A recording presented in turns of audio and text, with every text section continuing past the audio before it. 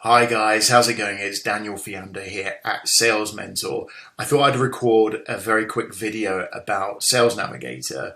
So I work mainly with B2B SaaS founders, and if you're in this space, you definitely need to be using LinkedIn because this is the main platform that businesses are on. So if you're selling to those guys, if you're selling B2B, you need to be here.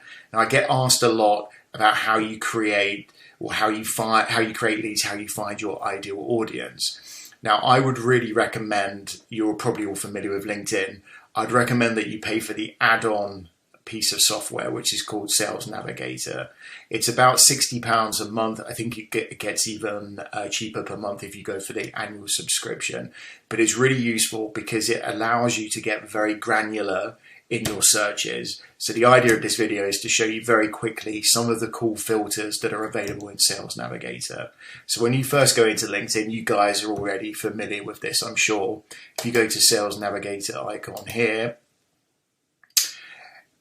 it's kind of a separate standalone piece of software. If you go to lead filters, here you get an idea of the different ways you can slice and dice your target audience. So I tend to target SaaS founders, so I type in SaaS, it will start to suggest the types of people that you're looking for, so people specialized in SaaS. You see the search results are starting to come down. A really cool option is spotlights. Not many people know about this. So if you click in here, a couple of things I wanted to mention to you guys. There's an option to only show the guys, the search results that have moved job in the last 90 days. Now that is really useful because if you have a new, for example, chief technology officer that's just arrived at a new company, he or she is going to be very open to new ways of doing things, new systems, new pieces of software. So that would be a really good target audience to go for to position your solution. Another great one is the posted on LinkedIn in the past 30 days. The reason why this is great is because on LinkedIn there are a lot of redundant accounts or accounts that aren't really used.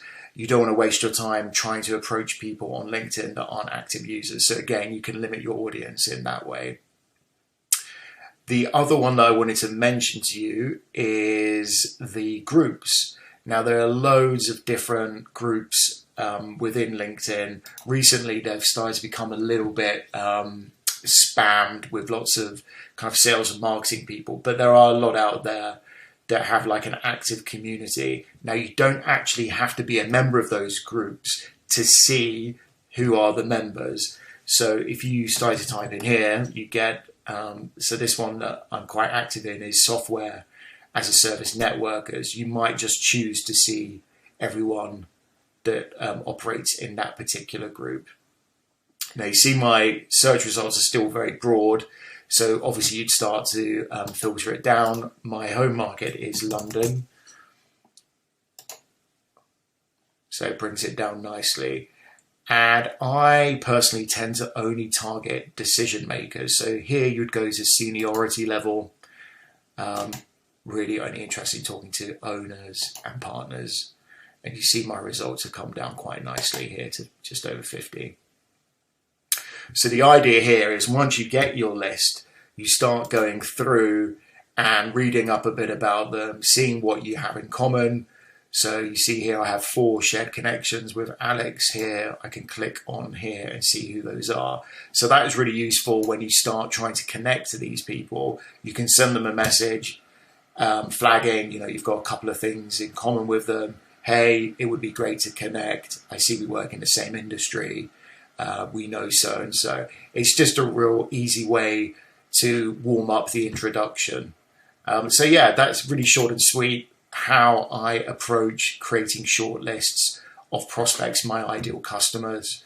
I hope that's useful for you. If it is, drop me a like. I really appreciate it. And I'll be back with more videos soon. Thank you.